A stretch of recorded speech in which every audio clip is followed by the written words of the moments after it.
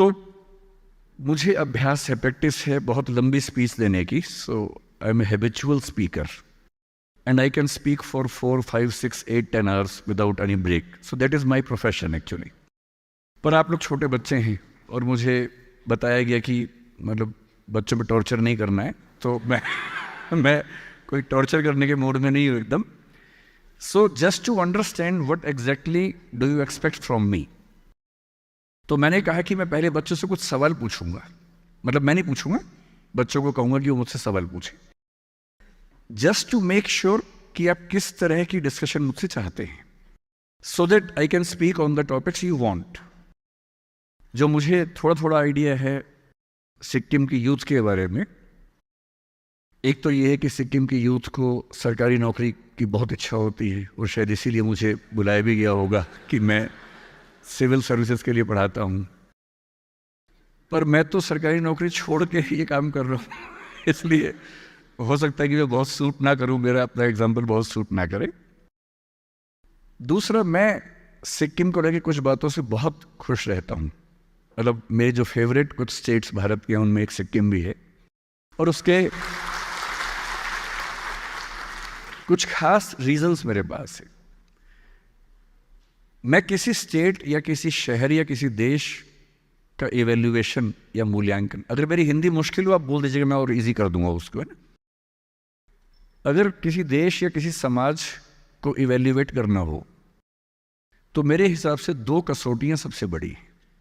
उसका जीडीपी कितना है वो बड़ी कसौटी नहीं है, वो कितना कमाता है, कितने पैसे उसके पास हैं. ठीक है, किसी समाज के पास ज़्यादा पैसे हैं, किसी के पास कम पैसे हैं, वो ठीक है. मेरी राय में, क्योंकि मैं सोशियोलॉजी का स्टूडेंट रहा हूँ, मैं कई विषयों का स्टूडेंट रहा हूँ, मुझे बड़ा मज़ा आता है अलग अलग विषय पढ़ने में, पर सोशियोलॉजी ने मुझे एक बात सिखाई कि किसी सोसाइटी में फीमेल्स का पार्टिसिपेशन कितना है ये बताता है कि वो सोसाइटी कितनी सिविलाइज्ड है. दूसरा, कोई सोसाइटी अपने बीच में जो माइनॉरिटीज़ हैं, जो अलग अलग कम्युनिटीज़ हैं, उन सब के साथ कैसे ट्रीटमेंट करती है ये बताता है कि वो समाज, वो सोसाइटी कितनी सिविलाइज्ड है. These are 2 fundamental parameters on which I value और weigh any society wherever I go. मैं घुमक्कड़ आदमी हूँ, दुनिया भर घूमता रहता हूँ, कई देश घूमा हूँ, कई राज्य घूमा हूँ, but this is how I try to जज ए सोसाइटी. और जब मैंने पढ़ा सिक्किम के बारे में पिछले कुछ दिनों में, तो मुझे पता लगा कि सिक्किम देश का वो राज्य है सारे राज्यों में, सारे यूटीज में मिला के, जहाँ विमेन की वर्क पार्टिसिपेशन देश में सबसे ज़्यादा है, नंबर 1 पे है.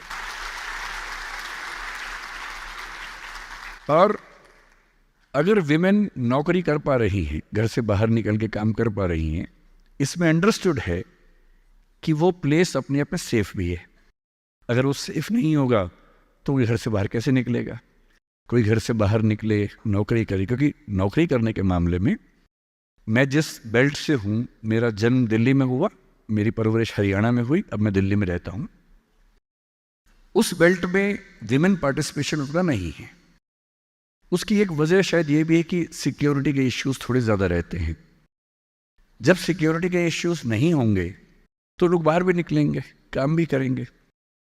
और एक सोसाइटी जिसमें वर्क एनवायरनमेंट में विमेन को सबसे बेहतर स्थितियां मिलती हों, तो जब मैं देखता हूं तो मुझे फक्र होता है, गर्व होता है, प्राइड होता है कि उस राज्य में मैं आकर आप सबसे बात कर रहा हूं.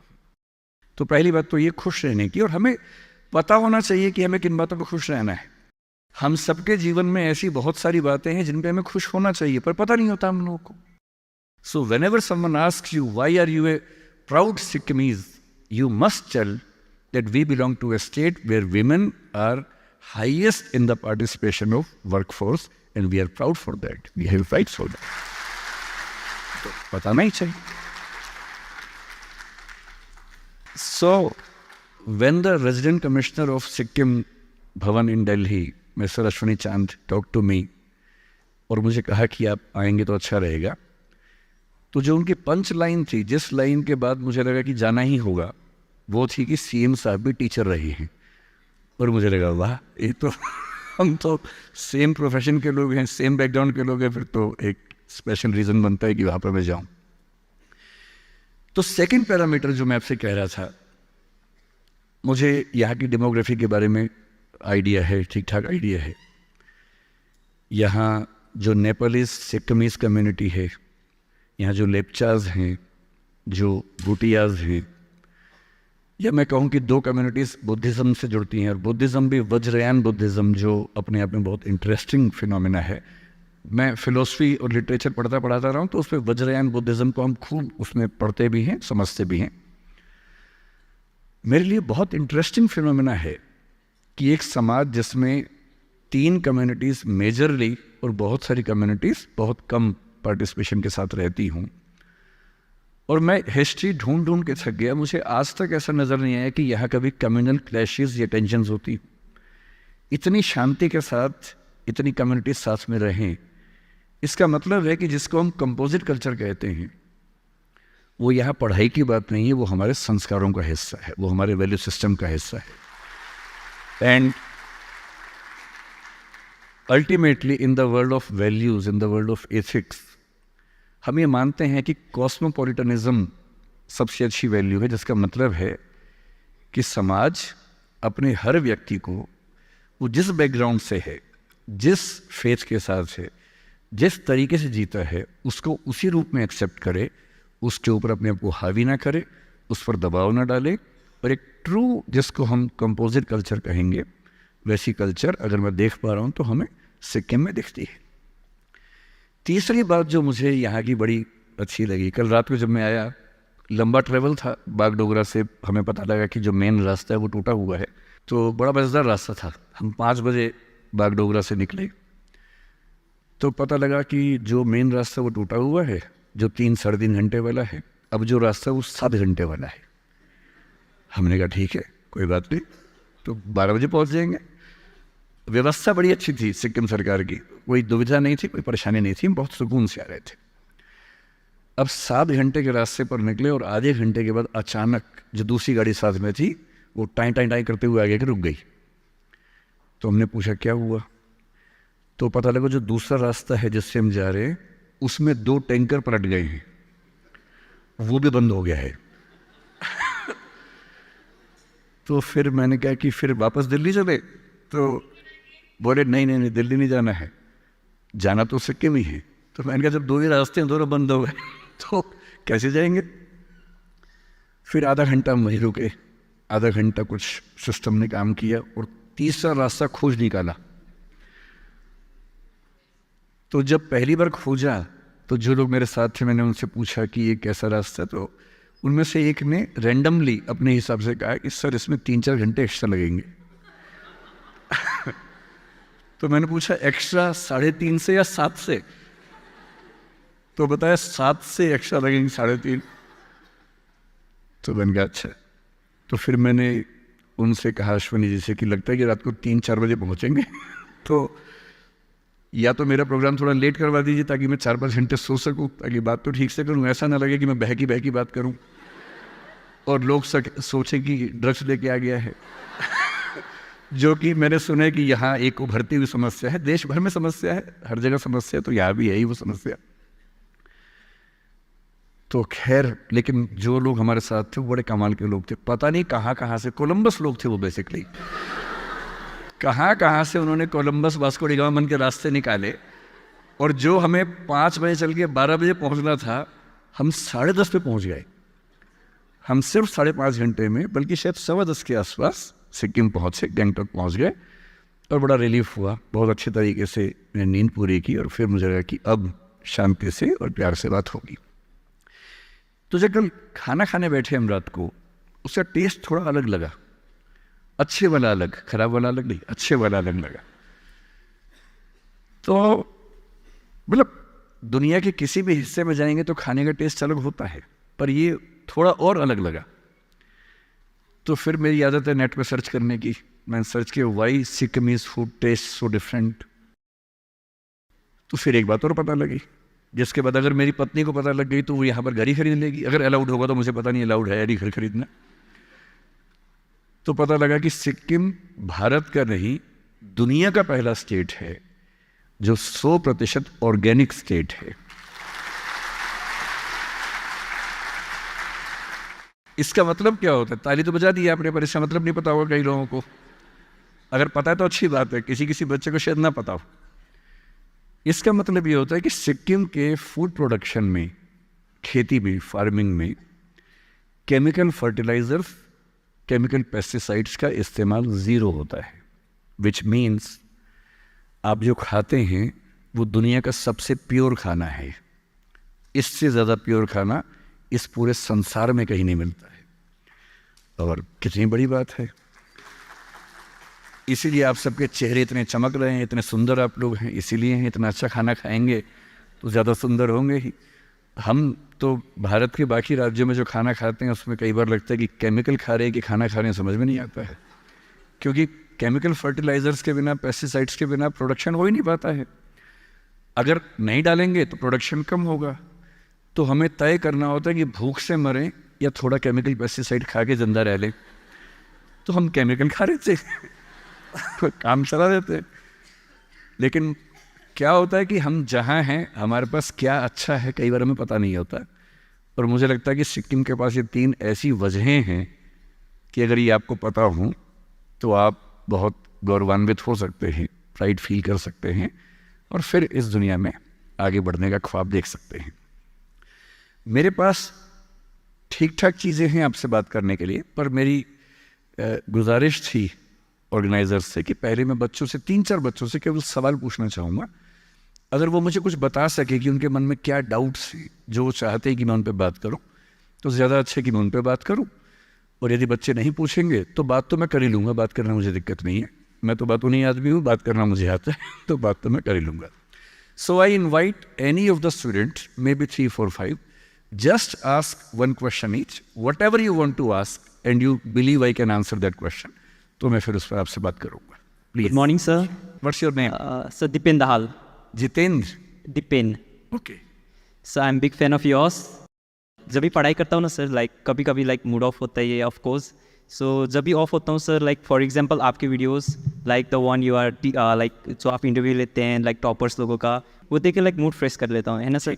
सो like sir what I want to ask is, कभी भी ऐसा कुछ होता है ना सर, लाइक नर्वस ब्रेकडाउन होता है कभी कभी and feel like I am a burden to myself, तो सर उस टाइम सर क्या करें कि like feel motivated and all. Sir उस मतलब फेज से आगे कैसे बढ़े, मतलब we can't like cut it out, मतलब उससे आगे ही नहीं बढ़ पाते। Understood. So the first question, let me brief it. Question ये है कि कभी कभी पढ़ते हुए थोड़ी एंग्जाइटी होती है, थकान होती है, बोरियत होती है, तो उससे कैसे बाहर निकले और वो एंग्जाइटी डिप्रेशन जैसी ना हो जाए, उस चीज़ से बाहर कैसे निकले। Am I right? This is a question. ठीक है sir, this is one question. Anything else आप पूछ लीजिए 4-5, मैं एक साथ उनको क्लब करके आंसर कर दूंगा। सर एक क्वेश्चन था सर, आप जहाँ भी सेमिनार जाते हैं, जहाँ भी आप ओरिएंटेशन लेते हैं सर, आपका एक प्रसिद्ध श्लोक वाक्य कहते हैं, क्यों डरे जिंदगी में क्या होगा, कुछ नहीं होगा तो तजुर्बा होगा। जी सर ये श्लोक सर आपके लिए कितना मायने रखते हैं sir, as well as to our students sir? Okay sir इतना ही क्वेश्चन। तो ये धन्यवाद पूछ सर। रहे हैं कि आप एक पंक्ति अक्सर कहते हैं, क्यों डरें जिंदगी में क्या होगा, कुछ ना होगा तो तजुर्बा होगा। ये बात कितनी सीरियसली आप मानते हैं? मैं तो बहुत सीरियसली मानता हूँ। इसका एक एग्जांपल ये है कि कल मुझे कई लोगों ने कहा कि मत जाओ, पर मैं आया क्योंकि मैं तजुर्बा चाह रहा था कि यहाँ आऊँ, आप सबसे मिलूँ और देखूँ कि क्या तबाही आई, उसमें हिस्सा लूँ, कुछ कर सकूँ तो करूँ। तो तजुर्बे की कीमत सबसे ज़्यादा है। बात करेंगे इस बारे में, अभी बात करते हैं। Sir good afternoon sir, Good मैं afternoon. शुभम मिश्रा, सिक्किम यूनिवर्सिटी से। ओके सर मेरा एक ये सवाल है कि जैसे कभी भी कोई डिसीजन मेकिंग में कैसे हम अपने आप को और ग्रोथ कर सकते हैं और कैसा अच्छा डिसीजन ले सकते हैं कोई भी सिचुएशन में, ठीक, चाहे वो अंडर प्रेशर हो या ओवर प्रेशर हो, समझ decision weak. How to take decision Yes, sir. In your life. ठीक है। Good afternoon, sir, and good afternoon, everyone present out here. Sir, मेरा नाम शशांक गुरुंग है। मेरा क्वेश्चन ये है कि आपसे कि आपका प्रिपरेशन कैसा था जब आपने पहली अटेम्प्ट में ही सिविल सर्विस एग्ज़ाम क्लियर किया था? किस आप मुझे थोड़ा टिप्स बता सकते हैं? ठीक है। So the last question is some tips about civil service exam, right? ठीक है, मुझे एक बेसिक आपका आइडिया हो गया, फ्रेम ऑफ रेफरेंस मिल गया कि आप किस तरह की चीज़ें डिस्कस करना चाह रहे हैं। पर इंटरेस्टिंग बात है कि 5 क्वेश्चन पूछने वालों में 5 मेल थे, जबकि मैं कह रहा था कि यहाँ फीमेल पार्टिसिपेशन सबसे ज़्यादा है। तो ये कैसे हुआ सिक्किम में? ये तो सिक्किम के लिए बड़ी चिंता की बात हो गई। So let us take at least 2 questions from female participants. उनके सवाल शायद थोड़े से अलग हों। Good afternoon sir. Yes, sir मेरा क्वेश्चन ये है, मैं अभी रिसेंटली बीएड कर रही हूँ। सर आपने पहली अटेम्प्ट में यूपीएससी क्लियर कर लिया, फिर वो छोड़ के आपने वही टीचिंग प्रोफेशन चूज़ करने का क्या वो था? बस वही जानना था, क्योंकि सर टीचिंग में ना अभी हम वो फील्ड में आ भी गए हैं ना, तो डर लगता है कि कैसे मैनेज करेंगे, क्लासरूम में क्या करना है, कैसे डील करेंगे स्टूडेंट से। तो सर मुझे वही जानना। तो मुझे बड़ा सुकून मिला कि एक बच्चा तो ऐसा है जो किसी और प्रोफेशन की बात कर रहा है, टीचिंग के बारे में। गुड। तो आपका सवाल है कि मैं टीचिंग में क्यों आया वो छोड़ के, और आप टीचर के तौर पे क्या ध्यान रखें अच्छा टीचर बनने के लिए। ठीक है। So first of all, thank you sir for coming to this place. Thank you. I am Smita Rai and I'm from B.Ed College. Sir, as I have completed my graduation 5 years ago, sir, now I think that preparing for the UPSC is like being so late. Sir, am I being so late? Like I have completed my 5 years doing graduation also. Sir, I am too late for the civil service exam, sir. So that's my question, sir. Thank you, sir. So basically you want to know something about civil service exams preparation, right? Seeing you today here, seeing you in YouTube and seeing you in person today itself is so much motivating and so much inspiring. Thank you. And my question is, as I have seen one of your videos where you have talked about 3 8 hours rule, I just want to know more about it from your itself. You want to know about? 8 hours rule, 3 8 hours, which you have divided like 24 hours into like Eight, 3. eight, Yeah, eight, sir. eight, Yeah, eight. yes, sir. Okay. Thank you, sir. So time management is the basic. Yes, sir. Time minute. Fine. So I have taken 8 questions so far, and that's नमस्कार sir. okay. Can I sir? अब देखिए, अब ये सिक्किम वाला आ गया है। अब एकदम बराबर की टक्कर होगी। मेरा नाम Sumita Mange and I represent Harkamaya college of education. ये बीएड ट्रेनिंग कॉलेज है। सर मेरा क्वेश्चन ये है कि हमें पर्याप्त मात्रा में ट्रेनिंग मिल रहा है जिससे मैं सब्जेक्टिव नॉलेज अच्छे से दे सकती हूँ, right? Knowledge is not just like bound with accumulation of knowledge. सो मैं ये बच्चों में कैसे ये भावना लाऊं जिससे वो कुछ अपने सोसाइटी में कंट्रीब्यूट कर सकते। आई थिंक मैं अच्छे से नहीं किए पा रही हूँ मेरा प्रश्न, लेकिन आई थिंक आप समझ। But this question is as a teacher और as a teacher, as a would be teacher. ठीक है। अब क्वेश्चंस रोकते हैं, मैं सम अप करता हूँ, फिर मैं सारी बातों पे आता हूँ। तो सारे क्वेश्चंस को मिला के एक क्वेश्चन तो मुझसे पूछा कि आपने नौकरी क्यों छोड़ी, टीचिंग में क्यों है, टीचिंग में हम कैसे अच्छा कर सकते हैं। 2 पार्टिसिपेंट से क्वेश्चन ये है। कुछ बच्चों का सिविल सर्विस के बारे में है, कुछ का मोटिवेशन के बारे में। So these are the 3 broad topics which you want to understand with me. मैं आपको एक कहानी से बात शुरू करता हूँ, एक स्टोरी से बात शुरू करता हूँ। रियल स्टोरी से इसलिए कि स्टोरी से बात समझ में ज़्यादा आती है। और एज ए पेरेंट, मेरा एक बेटा है 17 का होने वाला है, नहीं होने वाला नहीं, हो गया है, 3 दिन पहले हो गया है, अब ये भी हुआ है। तो 17 की उम्र आप जानते हैं सबसे खतरनाक होती है। आप लोग भी लगभग उसके आसपास होंगे या अभी अभी उससे निकले होंगे। Most difficult age is just 16, 18, 19। इस उम्र में आपके हार्मोन्स इतना ज़्यादा जंप करते हैं कि मूड स्विंग्स बहुत ज़्यादा होते हैं। आपको अपने दोस्तों से बात करके इतना सुकून मिलता है, पेरेंट्स दुश्मन नज़र आते हैं इस उम्र में। पेरेंट्स कोई अच्छी बात भी कहें तो लगता है कि ये क्यों मनहूस लोग हमारे घर में रहते हैं, क्यों ऐसी खराब बात बोलते हैं। They don't understand, they are outdated people, ऐसा मन में भाव आता है। सबको आता है। आपको आ रहा है तो पहली बार नहीं आ रहा है, आज से 30 साल के बाद आपके बच्चों को भी आएगा आपके बारे में, एकदम उतनी ही इंटेंसिटी से आएगा जितना आपको आता है। जितना आपको लगता है कि आपके पेरेंट्स बिल्कुल नहीं समझते, आपके बच्चे आपके बारे में यही सोचेंगे 30 साल बाद। ये एकदम इटर्नल ट्रुथ है जिसको आप रोक नहीं पाएंगे। So this is a normal thing. आप लोगों की एज में जो सबसे बड़ी चिंता मुझे होती है, जैसे मैं अपने बेटे से बात करता हूँ, तो मैं तो एक बहुत ही खराब पेरेंट हूँ खराब पेरेंट का मतलब मैं कभी कहता ही नहीं कि पढ़ो, कभी कहता ही नहीं कि टॉप करो, मैं कभी नहीं कहता। मैं सिर्फ ये कहता हूँ कि बेटा हर साल एक क्लास पास करते रहो, काफ़ी है। बस इतनी साउंड प्रिपरेशन मत करना कि मैं 8वीं क्लास 2 बार में करूँगा, ऐसा मत करना, एक ही बार में कर लो। और मैं कभी परसेंटेज पूछूंगा नहीं आपसे, मैं पूछता भी नहीं, हालांकि वो बता देता है, लेकिन मुझे उसमें इंटरेस्ट है नहीं। Whatever percentage he gets. And we also have a daughter. I mean, I'm not the biological father. She is a relative's daughter, so she lives with us. हम दोनों बच्चों से बोलते हैं कि हम कभी नहीं पूछेंगे परसेंटेज क्या है, ना हम पूछते हैं, ना हमारा इंटरेस्ट है। हमारा इंटरेस्ट केवल इस बात में है कि वो बेहतर ह्यूमन बींग्स बन जाए, क्योंकि मैंने ज़िंदगी को बहुत अच्छे से देखा है और मैं एक बहुत ही ख़राब स्टूडेंट रहा हूँ स्कूल में, बहुत बदमाश, शरारती, कम पढ़ने वाला। पर दिमाग इतना था कि 10 दिन 20 दिन पढ़ के अच्छे नंबर आ ही जाते थे। तो मेरा दिमाग कहता था कि जो काम 10 दिन का उसके लिए साल क्यों खराब करूं। तो जब 10 दिन में हो ही जाता है तो 10 दिन खराब करेंगे उसमें। और दूसरी बात, ओवर द ईयर्स मैंने ये सीखी है कि जो मैंने स्कूल में पढ़ा था उसमें से बहुत कम जिंदगी में काम आता है। मैंने ट्रिगोनोमेट्री पढ़ी, मेरी ज़िंदगी में कभी काम नहीं आई।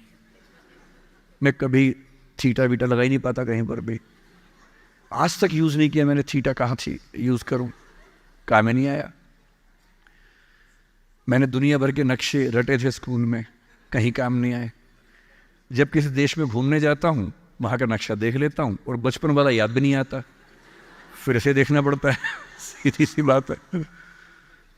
तो मैंने फील किया कि ज़्यादातर चीज़ें जो स्कूल में हम पढ़ते हैं, कॉलेज में पढ़ते हैं, वो जो नॉलेज है वो ज़िंदगी में बहुत काम नहीं आती। जो काम आता है वो और चीज़ें, मैं उस पर ज़्यादा बात करूँगा आपसे। लेकिन मेरी चिंता एज ए पेरेंट, और क्योंकि आप बच्चे उसी उम्र में हैं, मैं लगभग 50 साल का हूँ, तो आप मेरे लिए लगभग उसी रोल में हैं कि आप मेरे बच्चे जैसे हैं। क्योंकि जो बच्चे होते हैं ना, अपने पेरेंट्स से बड़ी नफरत करते हैं, दूसरों के पेरेंट्स की सुन लेते हैं बात। तो आप मेरी बात सुन लेंगे, अपने घर में नहीं सुनेंगे। जैसे मेरा बेटा मेरी बात नहीं सुनता है, वो शायद यहाँ सीएम साहब की बात सुन लेगा। तो दूसरों की बात सुनना आसान होता है, अपने पेरेंट्स की बात सुनना मुश्किल होता है। तो आप सुन रहे हैं इसलिए मैं सुना रहा हूँ आपको। तो जो कहानी मैं आपको सुनाना चाह रहा हूँ एक रियल कहानी है, और मेरी सबसे बड़ी चिंता अपने बच्चों को लेकर, आपको लेकर वही रहती है। मैं जब भी कोई कहानी सुनाता हूँ, नाम, जगह, वो सब बदल देता हूँ ताकि किसी की प्राइवेसी पर हमला ना हो। सबकी राइट टू प्राइवेसी है ना। एक बच्चा था जिसको मैं जानता हूँ, बचपन से जानता हूँ, बहुत ही ज़बरदस्त आर्टिस्टिक बच्चा, म्यूज़िक का उस्ताद। उसके घर में लगभग सब लोग म्यूज़िक के उस्ताद थे, इंस्ट्रूमेंटल म्यूज़िक, वोकल म्यूज़िक, हर चीज़ में अच्छा, पढ़ने में भी ठीक, बढ़िया। और जब हम स्कूल में थे, वो मेरी क्लास में तो नहीं था, थोड़ा सा अलग क्लास में था, पर स्कूल में बहुत पॉपुलर था, being into music. I was in debating, he was into music. और बाद में उसने हमारा स्कूल छोड़ भी दिया कुछ समय के बाद, फिर वो कहीं और चला गया, फिर हमारा मिलना नहीं हुआ। उस समय ना तो व्हाट्सएप था ना यूट्यूब था, तो बाद में मिलने का स्कोप भी नहीं रहता था। जो एक बार चला गया वो चला ही जाता था उस समय। अब तो बच्चे ज़िंदगी भर दोस्त रहते हैं। फिर जब मैं दिल्ली यूनिवर्सिटी में आ गया, ग्रेजुएशन कर चुका था, उसके बाद अचानक मुझे एक बचपन का दोस्त मिला जिसने मुझे एक इंटरेस्टिंग क्या, डेवास्टेटिंग बात बताई। तो बात चल रही थी कि स्कूल के दोस्त कहाँ कहाँ हैं, क्या कर रहे हैं। तो बातों बातों में उसका जिक्र भी आया। तो मैंने बड़ी उम्मीद से पूछा, मैंने कहा वो तो बॉम्बे चला गया होगा, फिल्म इंडस्ट्री में चला गया होगा। तो मेरे दोस्त ने पूछा कि तुम्हें नहीं पता उसके बारे में? मैंने कहा नहीं। उसने कहा यार वो जेल में है, and he was one of the most creative students of our school. मैंने कहा जेल में क्यों है? बोले सच में नहीं पता। मैंने कहा सच में नहीं पता मुझे। बोले वो ग्रेजुएशन करने के लिए जब गया तो पता नहीं क्या हुआ, उसकी थोड़ी संगति खराब हो गई। बैड कंपनी जिसको हम बोलते हैं, जो इस उम्र में अच्छी लगती है, वही वाली। कॉलेज लाइफ में थोड़ी बहुत बैड कंपनी सबकी होती ही है, हल्की फुल्की होती है, एक सामान्य बात है। अच्छा, बच्चा बच्चा ना रहे ये भी तो अच्छी बात नहीं है ना, थोड़ा बचपन तो जीना भी चाहिए, थोड़ा शरारतें करनी भी चाहिए। पर किसी किसी का दुर्भाग्य होता है कि ज़्यादा हो जाता है, उसके साथ ऐसा हुआ। उस सब प्रोसेस में उसको ड्रग्स की आदत लग गई। और ड्रग्स की आदत, ड्रग्स एक ऐसी चीज़ है, एडिक्शन ऐसी चीज़ है कि उसमें वन वे रास्ता होता है, टू वे नहीं होता है। आप जा सकते हैं, वापस नहीं आ सकते। मतलब 1000 लोग जाएंगे तो उनमें से एक आध वापस आएगा, वो भी इतने मुश्किलों से जो ऑलमोस्ट इम्पॉसिबल है। I have seen many such cases. Social welfare department से मेरे कई दोस्त ऑफिसर्स हैं, तो मैं उनसे जब पूछता हूँ बताते हैं, मैंने ऐसे लोगों को देखा है 10-10 साल से स्ट्रगल कर रहे हैं एडिक्शन से बाहर आने के, नहीं आ पा रहे, खत्म हो गए हैं। उस बच्चे को ड्रग्स की आदत पड़ गई कॉलेज में जाके, पेरेंट्स को पता ही नहीं था। तो जब पेरेंट्स को भनक लगी तो उसको दबाव बनाया कि तुम घर आ जाओ। अब वो जिस कंपनी में था, दोस्तों वाली कंपनी में, वहाँ अब ड्रग्स बहुत महंगे होते थे, पैसे घर से बहुत कम आते थे, जितने पैसे एक मिडिल क्लास फैमिली दे सकती है। अब वो घर से ज़्यादा पैसे मांगने लगा, पैसे मिलते नहीं थे, उसको अपने ही घर के लोगों पर गुस्सा आने लगा। तो एक बार वो अपने घर आया हुआ था छुट्टियों में, और वहाँ भी वो कुछ कुछ करता रहता था। उसके पेरेंट्स ने उसको बहुत समझाया कि बेटा ऐसा मत करो, और एक दिन इस बात पे झगड़ा बढ़ गया। भाई, आप पेरेंट्स की चिंता समझेंगे आज से 30 साल बाद, जब आपके बच्चे इस एज में होंगे ना, आपकी नानी मर जाएगी उस समय। नानी मरना एक मुहावरा है, इसका मतलब बहुत चिंता में रहेंगे उस समय आप। और उस दिन पता नहीं क्या हुआ, एक झगड़ा हुआ, क्योंकि जो एडिक्शन के शिकार हैं उनका दिमाग उनके कंट्रोल में नहीं होता है। यहाँ तक कि जो ड्रिंक करते हैं, ड्रिंक एक लेवल से ज़्यादा कर लें तो दिमाग कंट्रोल से बाहर निकलने लगता है। ड्रग्स में तो ये एलिमेंट बहुत ज़्यादा होता है। और आधी रात को उसने क्या किया, उसने अपनी फैमिली के 5 लोगों का मर्डर कर दिया।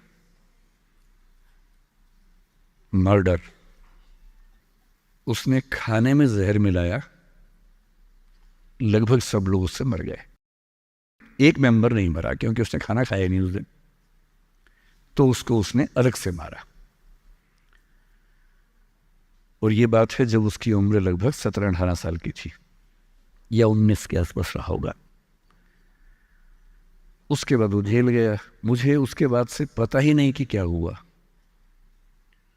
फांसी हुई या उम्र कैद हुई या क्या हुआ, ना तो मुझे पता है, ना मैं इंटरेस्टेड हूँ जानने में। मैं उसका नाम हम सब जानता हूँ, एंड 1-2 क्लास स्कूल में ऐसी थी कि वो हम आसपास थे, जानते थे, पहचानते थे एक दूसरे को। मेरी सबसे बड़ी चिंता ये होती है बच्चों को लेकर कि किसी भी गलती से वो ड्रग्स में ना चले जाएं। आप सबसे रिक्वेस्ट कर रहा हूँ हाथ जोड़ के, कुछ भी कर लेना, ये मत करना। बदमाशी करो, शरारत करो, थोड़ा इश्क विश्क होगा करो, कोई दिक्कत नहीं। किसी को चीट मत करना, ड्रग्स में मत जाना, क्योंकि इन रास्तों पे जाने के बाद वापसी का रास्ता नहीं है, पूरी जिंदगी खत्म हो जाती है। एक शायर ने कहा है, बस एक कदम गलत उठाता राह शौक में, राह शौक का मतलब शौक के रास्ते पर चल पड़े थे। बस एक कदम गलत उठाता राह शौक में, मंजिल तमाम उम्र मुझे ढूंढती रही। मेरी मंजिल जिंदगी भर मुझे ढूंढती रही, कहाँ चला गया? सिर्फ एक गलती हुई थी और उस एक गलती ने कहीं का नहीं छोड़ा। आपको लग रहा होगा कि ये तो पापा जैसा है, प्रीच कर रहा है हमें, पापा डोंट प्रीच वाला भाव मन में आ रहा होगा आप लोगों के, पर मेरा काम ही है, मैं क्या करूं। मुझे जितनी चिंता अपने बच्चे की उतनी आपकी चिंता है, तो मैं तो बोलूँगा। आप मानेंगे नहीं मानेंगे आपकी मर्जी है, लेकिन ईश्वर ना करे कुछ गलती हुई तो बाद में आप इस बात को याद ज़रूर करेंगे कि किसी ने समझाया था हाथ जोड़कर, और हम उसके बाद भी नहीं समझे थे। कुछ भी करना, उस रास्ते पर मत जाना। और इस रास्ते पर लोग क्यों जाते हैं? इसकी जो साइकोलॉजी में सबसे बड़ा रीज़न है उसको पीयर ग्रुप प्रेशर कहते हैं। पीयर ग्रुप का मतलब है आपके दोस्तों का ग्रुप, गैंग, जिसको गैंग कहते हैं। जो डेवलपमेंटल साइकोलॉजी है, जो साइकोलॉजी स्टडी करती है कि बच्चे जैसे जैसे बड़े होते हैं उनकी साइकोलॉजी कैसे चेंज होती है, इसको बोलते हैं डेवलपमेंटल साइकोलॉजी। उसमें माना गया है कि ये जो एज है टीन एज, ये गैंग एज है। गैंग एज का मतलब 3-4 दोस्तों का ग्रुप होता है, वो गैंग की तरह से ऑपरेट करता है। एकदम सीक्रेट्स रहते हैं उस ग्रुप में, आपस में बातें करते हैं, जैसी कोई आसपास से निकलता चुप हो जाते हैं। उनको लगता है कि उनके पास कुछ सीक्रेट इन्फॉर्मेशन दुनिया की ऐसी है जो मोसाद और रॉ और इन्हीं सब के पास होती है, किसी के पास नहीं होती। जबकि वो जो बात कर रहे होते हैं उनके पेरेंट्स वो बात 30 साल पहले कर चुके हैं। वो ऐसी कोई बात नहीं कर रहे जो उनके पेरेंट्स को नहीं पता, वो सब बातें करके ही बड़े हुए हैं। पेरेंट्स भी तो बने ही है ना भाई, ऐसा थोड़ा ना, उन्होंने तो ज़िंदगी देखी है। पर उनको लगता है कि वो कुछ खास ऐसा जानते हैं। एक दूसरे पर ऐसा भरोसा, पेरेंट्स पर ऐसा अविश्वास, ऐसा उनको खारिज करने की टेंडेंसी नॉर्मल बात है, कोई खास बात नहीं है, इस उम्र में सामान्य बात है। पर डेवलपमेंटल साइकोलॉजी जब हम पढ़ते हैं तो उसमें कहते हैं कि जो बच्चा होता है 1-2 साल तक का, उस पर सबसे ज़्यादा असर उसकी माँ का होता है, क्योंकि माँ उसके लिए पूरा संसार है। उस बच्चे की 2 ही ज़रूरतें हैं कि जब वो गीला हो तो कोई पहुँच दे, जब भूख लगे कुछ खाना खिला दे। शुरू के 6 महीने इन दोनों ज़रूरतों को जनरली उसकी माँ ही पूरा करती है। तो उसको धीरे धीरे लगता है कि जो माँ है ना, यही मेरा सब कुछ है, और माँ की हर बात को फॉलो करता है वो।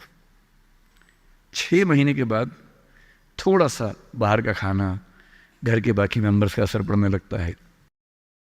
2 साल के बाद जब बच्चा पहली बार स्कूल जाता है, 2 या 3 साल के बाद, तो आप देखेंगे प्राइमरी स्कूल में टीचर्स आमतौर पे महिलाएं होती हैं, विमेन होती हैं, मेल्स नहीं होते हैं।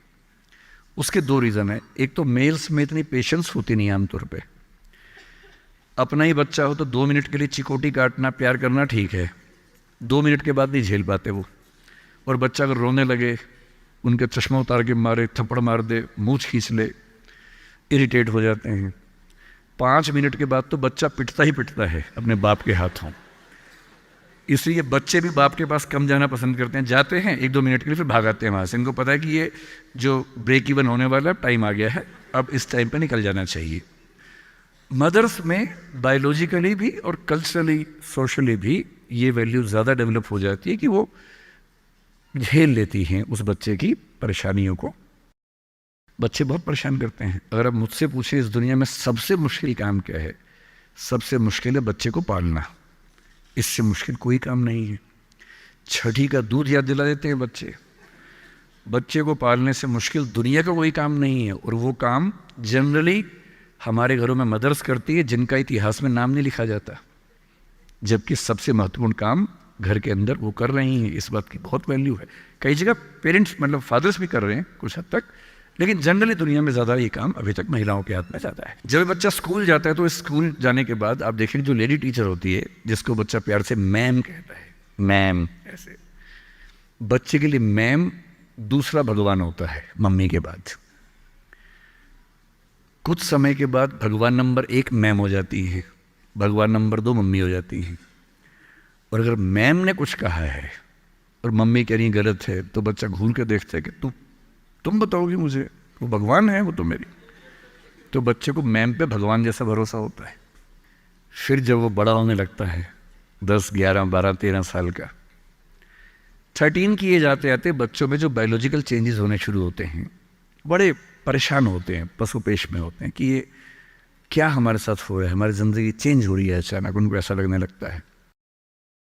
उस उम्र के जो हार्मोन्स हैं वो उनको पेरेंट्स से दूर करते हैं, क्योंकि उनको जिस तरह की आज़ादी चाहिए, पेरेंट जानते हैं कि ये उम्र सही नहीं है, तो पेरेंट्स रोकते हैं, समझाते हैं, फ़ोन का यूज़ कम करो, इंटरनेट कम करो, तुम्हारा दोस्त ठीक नहीं है, तुम्हारी कंपनी ठीक नहीं है, अच्छे दोस्त रखो, ये करो, वो सब करते हैं। उनकी मजबूरी है, उनको पता है कि ये उम्र फिसलने वाली है। और बच्चों को लगता है कि मैं जहाँ जहाँ आज़ादी चाहता हूँ, यही 2 लोग मेरे दुश्मन हैं, पता नहीं ये डिज़र्व नहीं करते मुझे, they don't deserve a child like me. फिर वो पेरेंट्स से झूठ बोलना, छिपाना, हर बच्चा उस उम्र में झूठ बोलना शुरू कर देता है। कुछ बहुत प्यारे मासूम बच्चों को छोड़ दूं मैं 1-2%, बाकी सब थोड़ा बहुत झूठ तो बोल लेते हैं। कुछ ज़्यादा शातिर हो जाते हैं, इतना खतरनाक झूठ बोलते हैं, लाई डिटेक्शन टेस्ट करवा लेंगे तो भी नहीं पकड़ में आएंगे, इतना अच्छा झूठ बोलने लग जाते हैं क्योंकि उन्होंने सीख लिया दोस्तों से सब करके। और ये जो उम्र है 13 से 19, जो गैंग एज है, ये जो दोस्त हैं, इनका असर इतना ज़्यादा होता है। और आपकी पर्सनैलिटी कैसी है, हर गैंग में 4-5 लोग होते हैं, उनमें से एक मुखिया होता है, उनका गैंग का नेता होता है, जो थोड़ा सा एग्रेसिव है, डोमिनेटिंग है, असर्टिव है, वो फैसले करता है सबके लिए। आपने डिसीजन मेकिंग का सवाल पूछा, इसी पे सो समझेंगे। उसने कहा कि चलो सब फिल्म देख के आएंगे, तो बाकी 4 फॉलोवर्स होते हैं, वो चलते हैं, जी जी चलो चलो चलो चलो चलो। इन सबका सेल्फ रिस्पेक्ट का लेवल अलग अलग है। जो नेता है उसमें सेल्फ रिस्पेक्ट बहुत ज़्यादा है, इतनी ज़्यादा है कि वो दूसरों की सेल्फ रिस्पेक्ट की धज्जियाँ उड़ा देता है। वो ये मान के चलता है कि मैं राजा हूँ, जो मैं कहूँगा वही होगा। और जो बाकी 4 भेड़ बकरियाँ हैं, जिनमें कॉन्फिडेंस की कमी है, असर्टिव नहीं है, सबमिसिव हैं, दब्बू हैं, डरपोक हैं, वो बेचारे उसकी बात को फॉलो करते हैं। और ये जो 4 हैं ना, इन पे खतरा बहुत ज़्यादा है, क्योंकि जो नेता है वो पहले से बिगड़ा हुआ है, वो हैबिचुअल है कई चीज़ों का, और वो इन 4 को बोलता है आज हम सब ड्रग्स ट्राई करेंगे। पूछ नहीं रहा है, बता रहा है।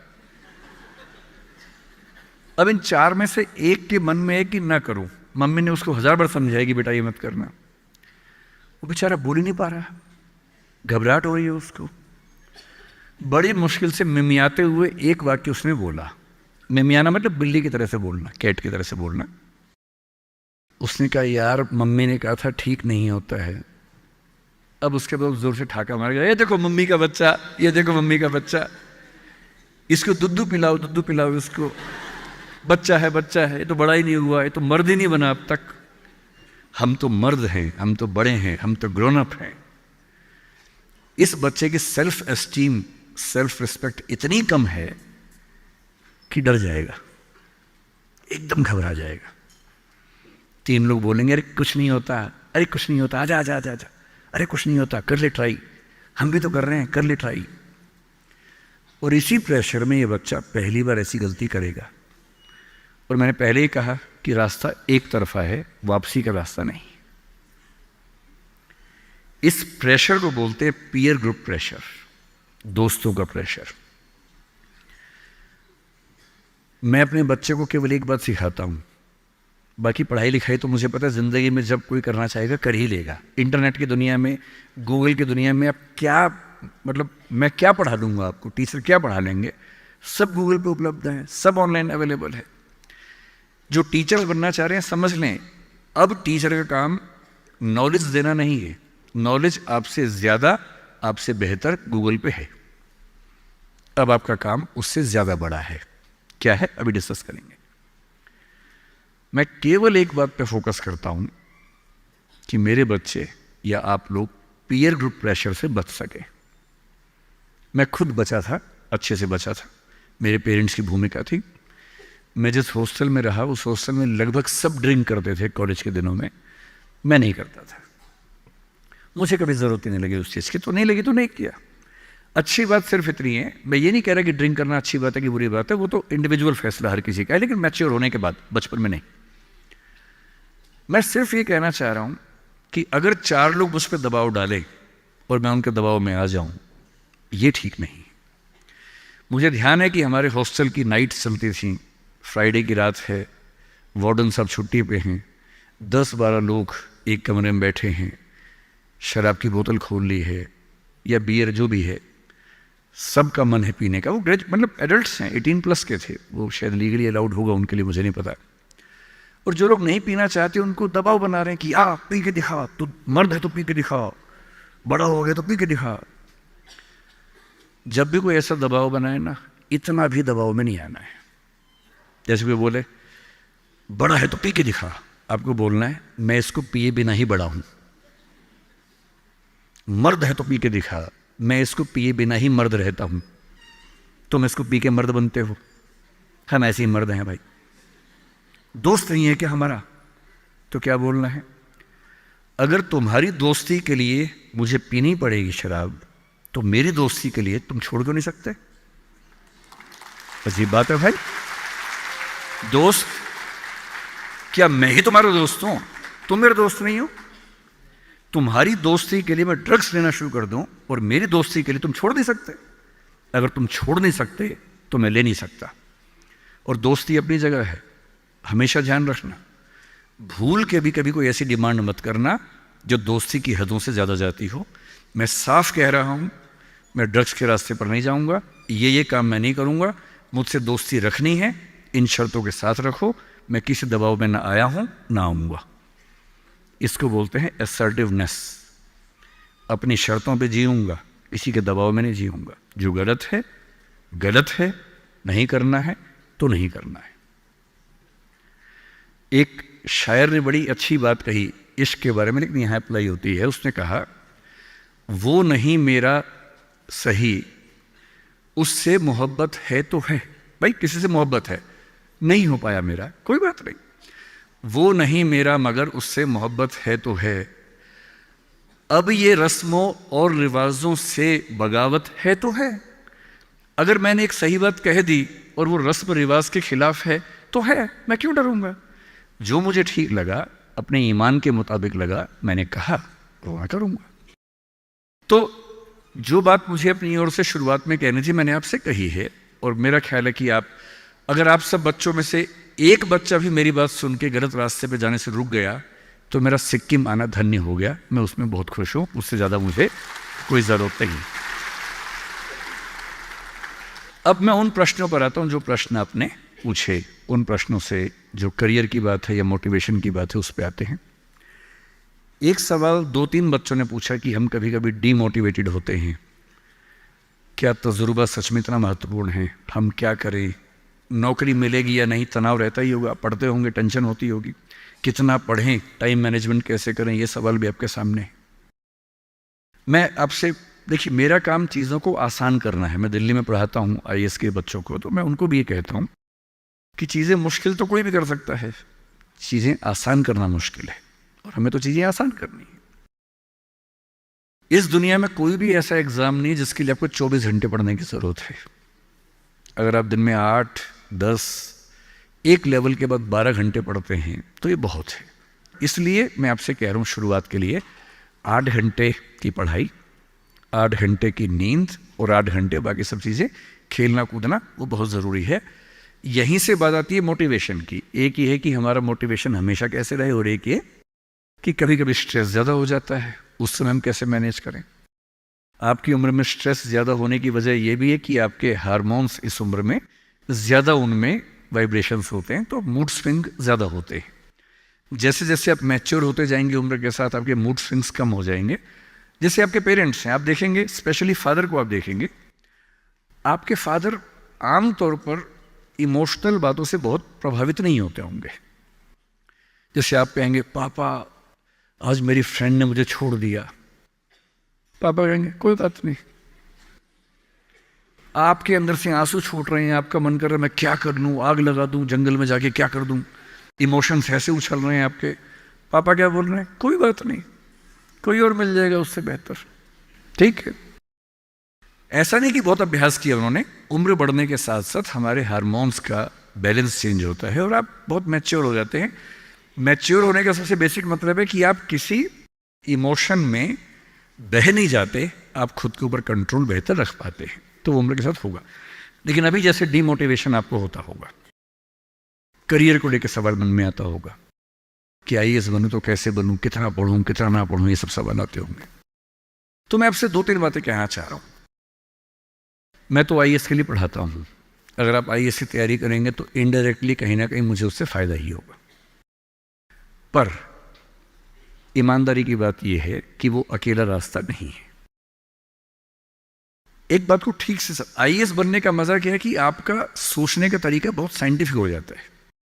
आप फैक्ट्स पे बात करते हैं, तथ्यों पे बात करते हैं, आर्गुमेंट से बात करते हैं, इमोशन से बात नहीं करते हैं, समझदारी से बात करते हैं। हमारे देश में जो आबादी है वो आबादी, अब सेंसस जब भी होगा पता लगेगा, पर हम मान के चलते हैं कि वो आबादी लगभग 145 करोड़ के आसपास इस समय हो चुकी है। पूरे इंडिया की बात अगर हम करें 145 करोड़ में से अगर मैं कहूँ कि जो लोग 21 साल या 18 साल से मान लीजिए 30 की उम्र के बीच में हैं, इन 12 साल में है, मेरे ख्याल से ये आबादी भी कम से कम 12, 15, 20 करोड़ के आसपास तो होगी ही होगी।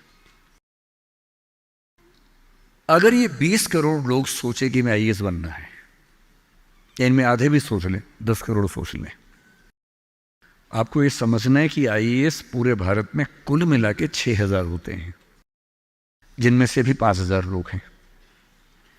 आईपीएस भी इतने ही होते हैं, 5-6 हज़ार के बीच में होते हैं।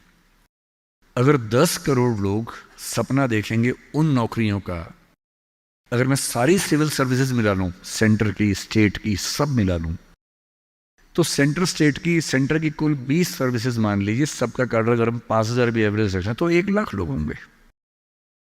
आपके स्टेट का मान लें, स्टेट में मान लेता हूं कि 2-3 हज़ार लोग होंगे जो सरकारी नौकरी में ठीक पद पे होंगे, उससे ज़्यादा का तो कार्डर नहीं होना चाहिए, क्योंकि स्टेट बहुत छोटा आपका है, आबादी बहुत कम है।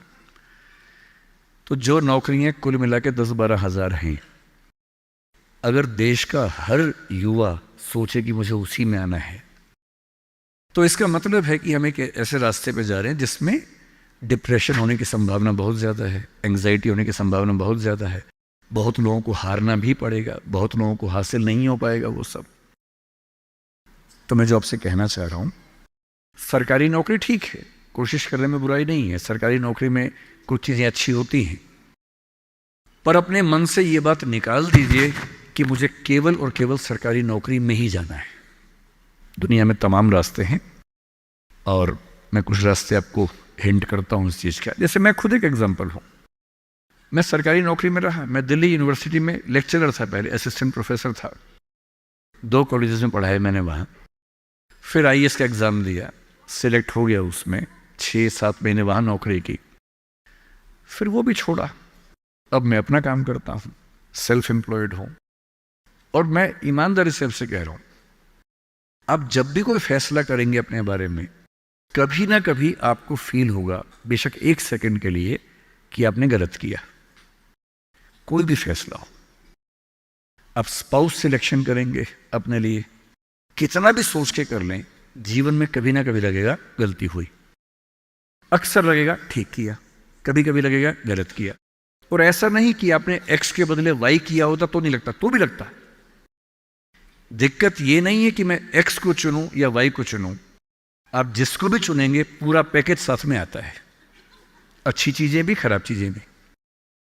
जो अच्छा आएगा उस पर आपका ध्यान नहीं जाएगा, क्योंकि वो तो फॉर ग्रांटेड है। जो मिल जाता है वो मिट्टी हो जाता है, कोई वैल्यू नहीं करता उसको। जो मिस हो जाता है वो चुभता है।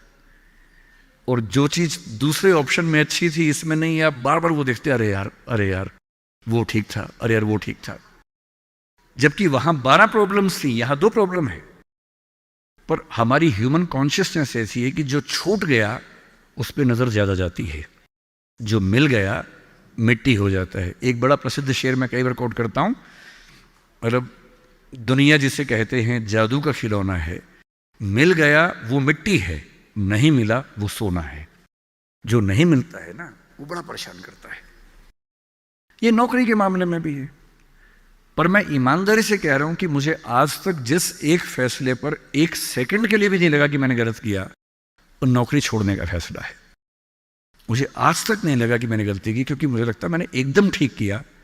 मैंने अपने स्वधर्म, अपने नेचर के अनुसार सही किया। इस बच्चे ने बड़ा खूबसूरत सवाल पूछा कि आप आईएएस एलाइड की नौकरी छोड़ के टीचिंग में क्यों आ गए। मैं इस सवाल में दूसरा सवाल जोड़ देता हूं। हमारे सामने प्रेम सिंह जी बैठे हैं, मुख्यमंत्री जी बैठे हैं, वो टीचिंग की नौकरी छोड़ के पॉलिटिक्स में क्यों आ गए।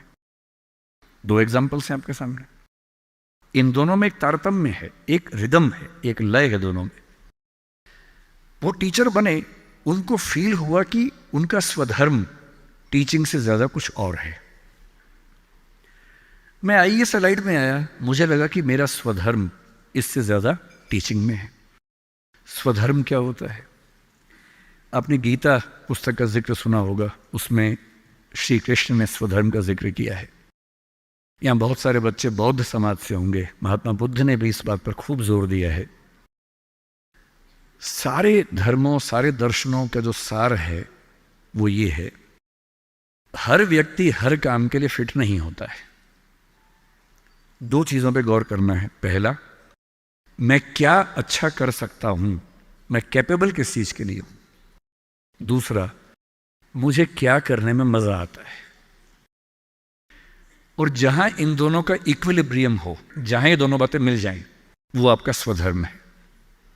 यानी जैसे मैं सिंगर बनना चाहता था, पर मैं इतना गंदा गाता हूं कि मैं जब घर में गाता था मेरे पेरेंट्स बोलते तो मैं भारतीय सेना में चले जाना चाहिए, बिना बंदूक के विदेशी की तरफ देख गा देना, बस वैसे ही मर जाएंगे सारे के सारे। सही बात है भाई, ये भी ठीक बात है। तो मेरा मन था कि मैं सिंगर बनूं, पर गला कौवे जैसा भगवान ने दिया, कोयल जैसा नहीं दिया, तो मैं सिंगर नहीं बनूंगा। मेरे मन से क्या होता है, अच्छा लगने से क्या होता है? भाई सुने भी तो कोई मेरी बात को, मेरे गाने को सुने भी तो सही कोई। तो मेरा मन क्या करता है काफी नहीं है। दो चीजें हैं, मैं क्या कर सकता हूं। मैं बचपन से स्कूल में डिबेटिंग करता था, मेरे पेरेंट्स ने मुझे बड़ा सपोर्ट किया, और बचपन से ही मेरे पेरेंट्स ने, टीचर्स ने कहा कि तुम कुछ ऐसा करना कि मंच पर रह सको, पॉलिटिक्स में जाओ, एमपी बनो। तब मेरा मन भी पॉलिटिक्स में आने का था, स्कूल लाइफ में बहुत ज़्यादा मन था उस समय, बाद में नहीं रहा। तुम पॉलिटिक्स में जाओ, तुम वकील बनो, क्योंकि जब कोर्ट केस लड़ोगे तुम्हें बोलने की ताकत भगवान ने दी है, उसका इस्तेमाल करो। या टीचर बनो। टीचर की छवि हमारे समाज में बहुत अच्छी नहीं होती थी, हालांकि मेरे पेरेंट्स टीचर ही हैं दोनों, पर हमारे समाज में टीचर की छवि होती है। और हमारे देश का दुर्भाग्य है कि जो प्रोफेशन देश को गढ़ता है उसकी छवि बहुत अच्छी नहीं है। टीचर बनना बहुत लोगों का सपना नहीं है, मेरा तो है। और मेरा स्वधर्म, मैंने महसूस कर लिया कि मेरा स्वधर्म टीचिंग है। और स्वधर्म का मतलब वही दो बातें जो मैं कर सकता हूं और जो मैं करना चाहता भी हूं। आपके मुख्यमंत्री जी अच्छे टीचर रहे होंगे, पर उनको बार बार मन में आता होगा कि मैं जनता के बीच जाकर उनके साथ काम करके क्यों ना कुछ ऐसा करूं कि पॉलिसी मेकिंग में आऊं। उनका स्वधर्म उनको वहां खींच के ले गया, तो उन्होंने वो किया। और इस दुनिया में जो भी सफल इंसान आपको देखे, कोई भी सफल व्यक्ति देखे, किसी भी फील्ड का हो, आप हमेशा देखेंगे वो वही व्यक्ति है जो अपने स्वधर्म पे चल रहा है, जिसने वही रास्ता चुना जो उसकी क्षमताओं यानी कि कैपेबिलिटीज और उसके इंटरेस्ट यानी कि उसकी इच्छाओं से मैच करता था। तो आप सबसे मैं कह रहा हूं कि आईएएस या पीसीएस या सरकारी नौकरी की अंधी दौड़ में मत दौड़िए। मैंने बहुत सरकारी नौकरी वालों को देखा है दुखी रहते हुए। सरकारी नौकरी में है, अच्छा वेतन है, तब भी दुखी है, क्योंकि वो नहीं कर पा रहे जो दरअसल करना चाहते थे। सरकारी नौकरी में क्या होता है, सुरक्षा मिलती है, सेफ्टी होती है, सिक्योरिटी होती है, सम्मान मिलता है, समाज के लोग पूछते हैं आपको कि आप सरकारी नौकरी में हैं। गस्टेड ऑफिसर होंगे तो स्टैंप लगा के साइन करने की ताकत आ जाती है। आप जज हैं तो आपकी बात में वजन होता है। आप आईएएस आईपीएस है तो आप पूरा राज्य या देश चला रहे हैं। तो ताकत तो है, अच्छा है, सुरक्षा बहुत ज्यादा है। सबसे पहले ध्यान से सोचिए कि आप अपने जीवन से चाहते क्या है। मैंने जब नौकरी की तो मैंने फील किया कि इस नौकरी से मेरी जो मूल ज़रूरतें हैं वो पूरी हो नहीं पा रही। क्या ज़रूरतें हैं? मुझे अच्छा लगता है कि मैं खूब पढ़ूं और मंच पे खूब बोलूं। वहां कहा कि अब मंच पे जा ही नहीं सकते, कोड ऑफ कंडक्ट। मैंने कहा यार, जिस चीज़ के लिए पैदा हुआ वही नहीं कर पाऊंगा मैं तो। फिर दिन भर फाइलों में काम करना है। अब फाइलों में काम करना अच्छा लगता है कई लोगों को, मुझे नहीं अच्छा लगता, मेरा नहीं है ऐसी रुचि है, तो मैं क्या करूं। मेरा मन करता था कि मैं खूब पढ़ूं, गहरी चीज़ें पढ़ूं। वहाँ तो वही पढ़ना है जो सरकार के हिसाब से चीज़ें आती हैं, उसमें कोई बहुत क्रिएटिव स्कोप नहीं होता है। तो मैं कुछ महीनों में समझ गया कि ये मेरे बस की बात नहीं है।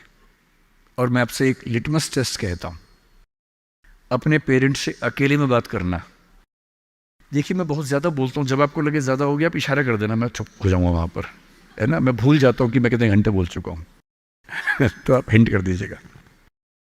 आज घर जाके अपने पेरेंट्स से बात करना और एक बात पूछना उनसे, अकेले में बात करना, सबके सामने नहीं। स्पेशली अगर आपके पापा किसी नौकरी में हैं या मम्मी नौकरी में, जो भी नौकरी में उनसे पूछना, उनसे कहना कि पापा आप नौकरी में खुश हो, ये बोल के चुप हो जाना। ये मम्मी आप नौकरी करती हो सरकार में या प्राइवेट जहां भी करती हो, ईमानदारी से बताओ, मेरे सिर पे हाथ रख के बताओ कि आप खुश हो। तो पहले वो 2-4 मिनट गोल मटोल बात करेंगे।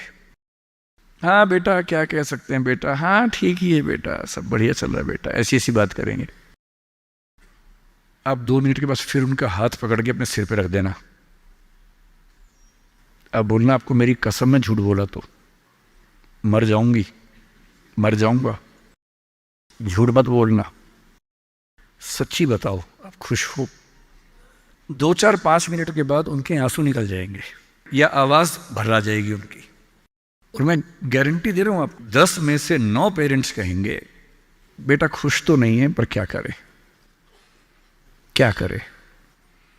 तुम्हारा करियर बनाना है, तुम्हारी जिंदगी ठीक रहे, नौकरी छोड़ भी तो नहीं सकते। शायद बाद में जो पीएफ है उसके पैसे मिलेंगे, तुम्हें कॉलेज में पढ़ाना होगा, फीस इकट्ठी करनी होगी, घर बना के देना है, तुम्हारी शादी होगी, कैसे करूंगा, कैसे करूंगी। आप उनसे पूछना कि अगर आप 20 साल पीछे जा सको अपने इतिहास में, टाइम मशीन में आपको बिठा दिए, 20 साल पीछे ले गए और आपको 2 ऑप्शंस मिले, एक यही नौकरी करने का, एक कुछ और करने का, और ये एज्यूम करते हैं कि फाइनेंशियल सिक्योरिटी उतनी ही आपके पास रहेगी जितनी नौकरी में थी, एज्यूम कर लेते हैं। आप क्या करना चाहेंगे? गारंटी से बता रहा हूं, मजाक नहीं कर रहा हूं, गारंटी दे रहा हूं कि 10 में से कम 7 या 8 कहेंगे मैं वो रास्ता चुनना चाहूंगा, ये नहीं चुनना चाहूंगा। इसलिए सिर्फ सिक्योरिटी जिंदगी में काम नहीं आती है, जिंदगी में बहुत कुछ काम आता है। और आपकी जनरेशन के सामने इतनी अपॉर्चुनिटीज़ हैं। हमारे सामने तो क्या था, हमने जब कॉलेज पास किया तो लोगों से पूछा आप क्या करें, तो लोगों ने कहा 2-3 रास्ते हैं, एक रास्ते आईएएस बन जाओ, एक है टीचर बन जाओ, एक वकील या जज वाला रास्ता है। तो हमने 2 रास्ते चुन लिए, टीचर और आईएएस। टीचर का चुना इसलिए मैंने एमए किया, एमफिल किया, पीएचडी किया, यूजीसी नेट जेआरएफ का एग्ज़ाम दिया कि ठीक है टीचर बन जाएंगे। तब तक आईएएस में इसमें लाइट में हो गया तो वहाँ जाके देख लिया। जल्दी ही समझ में आ गया कि दोनों में उतना मज़ा नहीं आ रहा है तो दोनों छोड़ दिया। लेकिन उस समय छोड़ दिया, अगर 2-4 साल कर लेता तो आज तक वही कर रहा होता। क्योंकि वो जो सुरक्षा है ना, दलदल जैसी होती है, एक बार दलदल में घुस गए बाहर निकलना बड़ा मुश्किल है। लेकिन आपकी जनरेशन का सोचिए, जब मैं अपने आसपास देखता हूँ, मेरे बहुत सारे दोस्त सोशल मीडिया पे काफ़ी सक्सेसफुल हैं, फिल्म इंडस्ट्री में हैं। उनमें से एक ने मुझसे पूछा कि सर मैंने 30 साल नौकरी की है और मैं अपनी फील्ड में लगभग टॉप पे हूँ।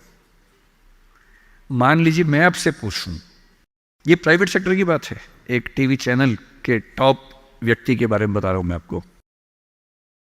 उसने कहा कि अगर मैं आपसे पूछूं कि मैंने ठीक किया या गलत किया तो आप क्या सलाह देंगे? मैंने कहा सलाह तो मैं क्या आपको दूंगा, आप मुझसे बड़े हैं, सलाह तो मैं आपसे ले लेता हूं बल्कि, लेकिन अगर आप मेरा ओपिनियन चाह रहे हैं तो मैं आपको केवल एक बात बता के समझाता हूं। मेरा अपना मानना यह है कि नौकरी अच्छी है, नौकरी से अच्छा है उद्यम, एंटरप्रेन्योरशिप या सेल्फ एम्प्लॉयमेंट। ये बात मैंने कई मंचों पे कही है। कुछ दिन पहले मैं दिल्ली का एक बहुत प्रतिष्ठित कॉलेज है, Shriram college of commerce SRCC, वहाँ मैं गया था और मैंने बड़ा खुल के कहा कि स्टार्टअप करना नौकरी करने से बेहतर क्यों है। एक आर्गूमेंट दिया, वहाँ एक आर्गूमेंट छूट गया था, आज मैं आपको वो आर्गूमेंट बताता हूँ। जब हम नौकरी करते हैं, मैंने उसी व्यक्ति को कहा कि जैसे आपने नौकरी की है, 30 साल हो गए, आपके पास 3-4 साल बचे होंगे। उसने कहा सर 3 साल बचे हैं, फिर मैं रिटायर हो जाऊंगा। मैंने कहा आपने ज़िंदगी भर में मेरे ख्याल से आपकी महीने की सैलरी आजकल शायद 1.5-2-2.5 लाख रुपए होगी। आपने ज़िंदगी में ठीक ठाक पैसा कमाया होगा, पर जितना भी कमाया होगा लगभग उतना खर्च भी हो गया होगा, क्योंकि खर्चे भी तो बढ़ते हैं ना परिवार के समय के साथ। बच्चे हैं, करियर है, बोले हाँ सर कुछ बचता नहीं है, बस ये है कि काम चल जाता है। मैंने कहा अब 4 साल में रिटायर होंगे, आपने एक घर ज़रूर खरीद लिया होगा नोएडा वोएडा में। बोले हाँ सर नोएडा में। नोएडा दिल्ली के पड़ोस में है जहाँ कई लोग रहते हैं। दिल्ली में नौकरी करके घर खरीदना बड़ा मुश्किल काम है। तो दिल्ली में जो लोग नौकरी करते हैं दिल्ली के आसपास घर खरीदते हैं। नोएडा एक जगह है, इंदिरापुरम एक जगह है, गुड़गांव एक जगह है, वहाँ आमतौर पर घर खरीदते हैं जो दिल्ली से सस्ता मिल जाता है और अच्छा घर मिल जाता है। मैंने कहा रिटायर हो जाएंगे, रिटायरमेंट के बाद कितने पैसे आपके पास होंगे, ज़िंदगी भर की बचत। बोले सर मैंने कुछ स्कीम्स में पैसा लगा रखा है, लेकिन मेरे पास 10-15 लाख रुपए कैश होगा, और जो स्कीम्स मैंने इन्वेस्ट किया हुआ है मैंने सही टाइम पे इन्वेस्ट कर दिया था, तो मुझे महीने का 50-60-70 हज़ार रुपये वहाँ से आता रहेगा, जिससे मेरे खर्चे निकलते रहेंगे, मेरी फैमिली सेफ रहेगी, मतलब हस्बैंड वाइफ हम सेफ रहेंगे। मैंने कहा बढ़िया है। मैंने कहा सिनेरियो नंबर 2 सोच के देखिए ज़रा। फिर मैंने ये भी पूछा आपके बच्चे करते क्या हैं? तो उन्होंने कहा कि सर मेरा एक बच्चा तो सॉफ्टवेयर की दुनिया में है, एक बच्चा मेरा मीडिया में ही, जर्नलिज्म में ही काम करना चाहता है, वो अभी पढ़ रहा है, जल्दी ही नौकरी शुरू कर देगा। मैंने कहा जब वो नौकरी शुरू करेगा उसकी सैलरी क्या होगी? बोले सर शुरुआत तो 30-35 हज़ार से होनी चाहिए, धीरे धीरे फिर परफॉर्मेंस के हिसाब से सैलरी बढ़ जाएगी उसकी। मैंने कहा चलिए अब चैनल चेंज कर लेते हैं। मान लीजिए कि आपने 30 साल पहले नौकरी की जगह अपना उद्यम शुरू किया होता। लेट अस एज्यूम, मैं जानता हूं कि अपना उद्यम करने में खतरा ज्यादा होता है, बहुत ज्यादा होता है। 1000 में एक उद्यम बेहद सफल होता है, जिसको आप देखते हैं अखबारों में, स्टार्टअप, और वो क्या बोलते हैं, यूनिकॉर्न। यूनिकॉर्न का मतलब एक सींग वाला घोड़ा, ऐसा घोड़ा जिसका एक सींग हो। एक माइथोलॉजी है यूरोप की, उसमें यूनिकॉर्न का जिक्र आता है। वो तो 1000 में एक होता है यूनिकॉर्न। बाकी लेकिन ये है कि आप रीजनेबल सक्सेस तो आप ला सकते हैं थोड़ी सी मेहनत करके। धीरे धीरे लोग आपको जानने लगते हैं, एक ब्रांडिंग बनने लगती है, और 3 साल का मानते हैं कि ब्रेक इवन का एक जस्टिफिकेशन पीरियड है कि 3 साल अगर आपने ठीक से काम कर लिया। एक ये फॉर्मूला आप भी समझ लें, दुनिया में कोई भी काम हो, कितना भी मुश्किल हो, अगर आपने 3 साल उस पर ठीक से खर्च कर दिए तो मान के चलिए कि उसमें आपको सक्सेस मिलनी तय हो जाएगी। 3 साल का गोल्डन रूल है।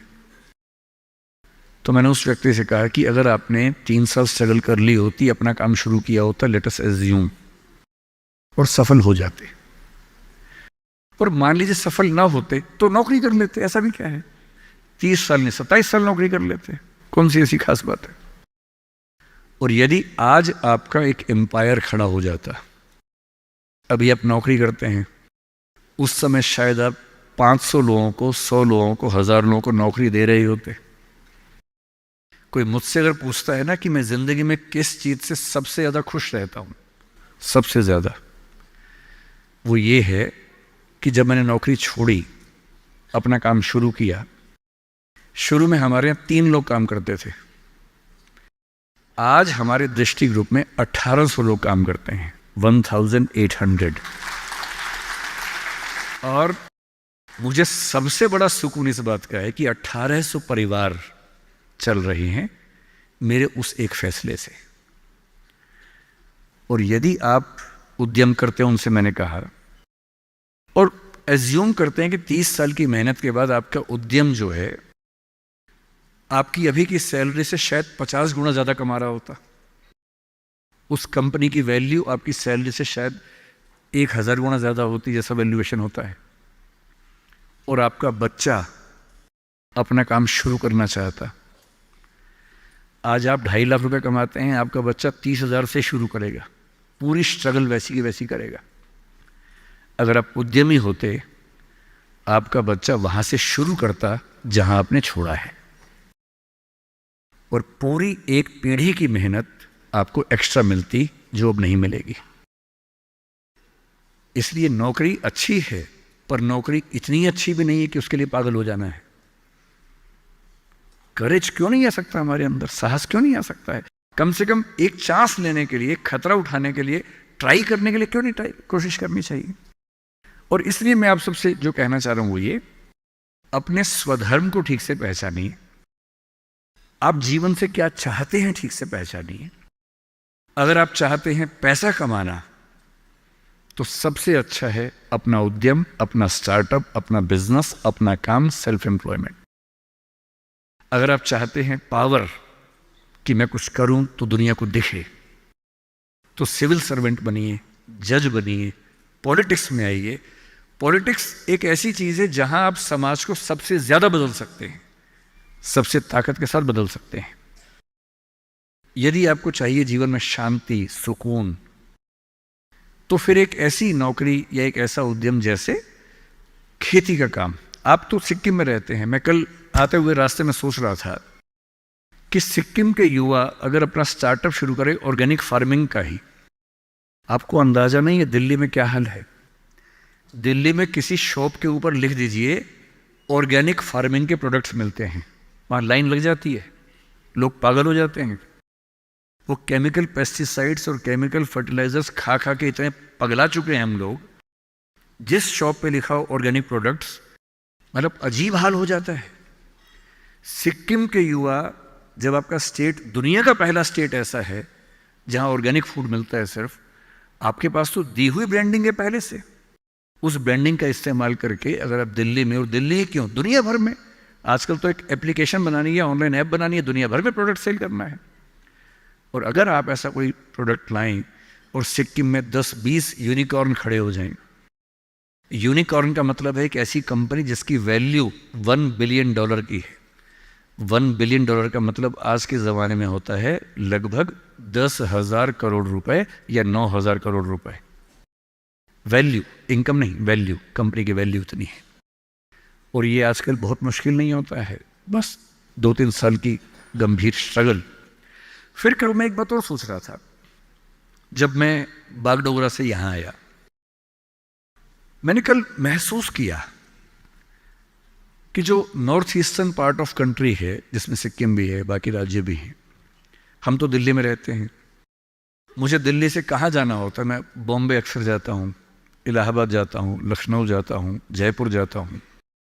जहाँ भी जाना होता है, अगर मैं सड़क से जाऊँ तो कुछ घंटे, बॉम्बे तो अब 12 घंटे का हो जाएगा, पहले 24 घंटे का था। और फ्लाइट हर जगह की है, फ्लाइट में बैठे 2 घंटे बॉम्बे, 1 घंटा इलाहाबाद, आधा घंटा लखनऊ, आधा घंटा जयपुर, बात खत्म, पहुंच गए। अब मैं सिक्किम आना चाह रहा हूं, कल को शायद मैं अरुणाचल जाना चाहूं, नागालैंड जाना चाहूं, मैं बहुत आसानी से पहुंच नहीं पा रहा हूं। यह दिक्कत तो सब लोगों के साथ है। आपका दिल्ली के साथ, देश के बाकी हिस्सों के साथ कांटेक्ट इतना कमजोर है, चिंता की बात है। पर यह चिंता केवल सरकार के लिए क्यों है? एक रास्ता भी तो है। कल मैंने रास्ते में एक चीज सोची, आपसे शेयर करता हूं, शायद आप में से कोई इस रास्ते पर चलना चाहे। हवाई जहाज तो उसके लिए बहुत बड़ी पट्टी चाहिए होती है। मुझे पता है कि यहां पड़ोस में एक हमने एयरपोर्ट बनाया है जो मौसम की वजह से कम चल पाता है। हेलीकॉप्टर एक बहुत बड़ा स्ट्रक्चर होता है जिसको मैनेज करना आसान नहीं होता है। अगर आप टेक्नोलॉजी को ठीक से समझते हो तो अभी दुनिया के कुछ देशों में एक्सपेरिमेंट्स हुए हैं, एक्सपेरिमेंट सक्सेसफुल हो चुके हैं। आप यूट्यूब पर सर्च कीजिए, मिल जाएंगे आपको। क्या एक्सपेरिमेंट है? एयर टैक्सी का, हवाई टैक्सी। कई कंपनियों ने अलग अलग तकनीक से यह प्रयोग करके देख लिया है। ऊबर इस पे कुछ एक्सपेरिमेंट्स कर रहा है। हमारे प्रधानमंत्री श्री नरेंद्र मोदी की बात भी ऊबर कंपनी के मालिक से 3-4 साल पहले हुई कि ऊबर टैक्सी हम चलाएंगे, एयर टैक्सी चलाएंगे दिल्ली में जल्दी ही। दिल्ली से गुड़गांव जाने में 1 घंटा लगता है, एयर टैक्सी 8 मिनट लेगी मैक्सिमम। टैक्सी कैसे काम करेगी? आपने ड्रोन देखे हुए हैं, हेलीकॉप्टर भी तो इस तरह का ड्रोन ही होता है। एक कार जैसा इंस्ट्रूमेंट है जिसपे 4 पंखे लगे हैं, वो ड्रोन बन के उड़ता है और एक जगह से दूसरी जगह ले जाता है। बैटरी ड्रिवन चीज़ें भी आने शुरू होने वाली हैं जो कि बहुत कॉस्टली नहीं पड़ती हैं ऑपरेट करने में। मैं कल ही सोच रहा था कि नॉर्थ ईस्ट में अगर कुछ ऐसे युवा हो, कुछ सिक्किम में हो, कुछ अरुणाचल में हो, नागालैंड में हो, त्रिपुरा, मिजोरम, मेघालय में हो, और मिलके कुछ ऐसी कंपनियां बनाएं सरकार की पॉलिसी से बात करके, और मेरे ख्याल से सभी राज्यों के मुख्यमंत्री दिल्ली में बात करेंगे ही करेंगे। सिविल एविएशन मिनिस्ट्री से, होम मिनिस्ट्री से परमिशन जो रिक्वायर्ड है वो लेने के बाद उबर जैसी कंपनियों से टाई अप करके जैसे भी करना चाहें, अगर हमारे पास एयर टैक्सी का एक अच्छा मॉडल बन जाए। कल जब मैं तीस्ता के पास से निकला, मैंने अपने ड्राइवर साहब से पूछा, क्योंकि पुल एक दो टूट गया बता रहे थे, बहुत मिट्टी मलबा जमा था। मैंने उनसे पूछा कि जैसे नदी के सामने जो गांव है, अगर मुझे यहाँ से वहाँ जाना हो, पुल तो टूट गया, कैसे जाएंगे? उन्होंने बताया कि यहाँ से वहाँ जाने के लिए 50 किलोमीटर पीछे जाके एक पुल पार करके आना पड़ेगा, क्योंकि अभी पुल टूट गया है। और मैं सोच रहा हूँ कि मान लीजिए इस नदी के इधर और उधर दो दोस्त रहते हों, या किसी बच्चे का घर इधर है, स्कूल उधर है, अब वो कैसे जाएगा? और ऐसा क्यों ना हो कि इस राज्य की भौगोलिक स्थितियों को देखते हुए हमारे पास एयर टैक्सी के छोटे छोटे मॉडल्स बहुत जगहों पर हों, जो बहुत कम फीस पर वो सारा डिस्टेंस ट्रेवल करने में हेल्प करते हों। और ये उद्यम बाकी राज्यों के लोग यहाँ के करें, क्या इससे बेहतर नहीं है कि सिक्किम के बच्चे ये उद्यम करें? और सिक्किम के टूरिज्म के डेवलपमेंट में सिक्किम को फ़ायदा हो, ये तो होना ही चाहिए। इसलिए मेरा आप सबसे रिक्वेस्ट ये है, आपको सिविल सर्विस की तैयारी करनी मैं बता ही दूंगा, वो तो मेरा काम है ही, मैं रोज़ वही बताता हूँ। तो मैंने अभी तक आपके 2 सवालों का एड्रेस किया, एक अंतिम सवाल टीचर्स वाला और एक थोड़ा सा मोटिवेशन लेके बात समाप्त करूँगा, क्योंकि मुझे अंदाजा है कि काफ़ी ज़्यादा हो गया होगा, टाइम कितना हुआ मुझे पता नहीं, पर जो भी हो गया। मोटिवेशन को लेकर आपको जब भी ऐसा लगे कि आप डीमोटिवेटेड हो रहे हैं, देखिए मोटिवेशन के 2 तरीके होते हैं। एक तरीका होता है हवाई किस्म का तरीका, मेरे जैसे किसी स्पीकर को बुला लीजिए, ये हवाई तरीका है, इससे कुछ बात बनती नहीं है, लगता है कि बात बन गई, बनती नहीं है। और कई मोटिवेटर्स तो मैंने ऐसे देखे हैं जो मंच पे आके आगे लगा देते हैं, यस यू कैन, सब बोलेंगे यस वी कैन, सबको लगता हो गया। वो असर रहता है आधे घंटे तक, जैसे गुब्बारे में हीलियम गैस भरते हैं, गुब्बारा उड़ता है, गुब्बारे को लगता है कि मैं तो महान हूं, मैं तो हवा में हूं, आसमान में हूं। थोड़ी देर में गैस खत्म हो जाती है और गैस खत्म होते सूर्य के नीचे आता है गुब्बारा। एक तो वैसा मोटिवेशन है कि मैं थोड़ी आग लगा दूं, 10 बार जोर से बोलूं, आप भी बोले जोर जोर से, एकदम खून गर्म हो जाए, आप बाहर निकले, आपको लग रहा है कि आप कुछ भी कर सकते हैं, आधे घंटे बाद लग रहा है अरे हम तो वैसे के वैसे हैं। एक तो वो मोटिवेशन है जो आधे 1 घंटे वाला होता है, उसमें मेरा कोई इंटरेस्ट नहीं है, ना मैं वैसा मोटिवेटर बनना चाहता हूं। असली मोटिवेशन कहाँ से आता है? एक तो असली मोटिवेशन ऐसा नहीं होता कि 1 साल में एक स्पीच सुनी, 1 साल के लिए मोटिवेट हो गए, नहीं। असली मोटिवेशन आता है जिंदगी की ज़रूरतों से, आसपास से, डेली लाइफ से आता है। और डेली लाइफ से मोटिवेशन चाहिए तो क्या करना चाहिए? ये मैं 3-4 टिप्स दे रहा हूं, आप सब इसको फॉलो करें, आपको डीमोटिवेशन कम से कम नहीं होगा। एकदम आराम से जिंदगी जीनी है, दुखी होना ही नहीं है। सबसे पहली बात, अपने आप से इतनी उम्मीदें नहीं पाल लेनी है जो पूरी नहीं हो सकती। और मैं आमतौर पर जब मोटिवेशन के लिए कोई मुझसे कहता है ना, मैं कहता हूं बच्चों को मत बुलाइए, उनके पेरेंट्स को बुला लीजिए। पेरेंट्स को समझाना ज़्यादा ज़रूरी होता है कि बच्चों से इतनी उम्मीदें ना पाल लें कि बच्चों को जीना मुश्किल हो जाए। पेरेंट्स की एजुकेशन ज़्यादा ज़रूरी है। भाई मैं देखता हूँ मेरा बेटा पढ़ने में ठीक है, बहुत तोप नहीं है, मैं चाहता भी नहीं कि तोप बने, ठीक से पढ़ ले, मस्त रहे एकदम। पर हमारे गली मोहल्ले में कुछ बच्चे तोप हैं, उनके माता पिता रात दिन लगे रहते हैं, मम्मी फिर से 10th क्लास कर रही हैं, पापा भी 10th क्लास कर रहे हैं, बच्चा भी कर रहा है, रात दिन माँ बाप भी पढ़ा रहे हैं उसको, बच्चा भी पढ़ रहा है, पूरी फैमिली 10th क्लास कर रही है। और बच्चे के 10th क्लास में 99.8% मार्क्स, उसके बाद भी दुखी, 0.2 क्यों नहीं आए? और हमारे वाला 50 में खुश रहता है कि बहुत आगे, काफ़ी है, इससे ज़्यादा क्या करेंगे? अगर आपने बच्चों से इतनी उम्मीदें पाली, इतना कंपटीशन में उलझा दिया, बेटा तुम्हें फर्स्ट आना है, टॉप करना है, 100% लाना है, ये करना है, वो करना है, आपका बच्चा कितना भी टॉप कर ले, वो कभी खुश इंसान नहीं बन पाएगा।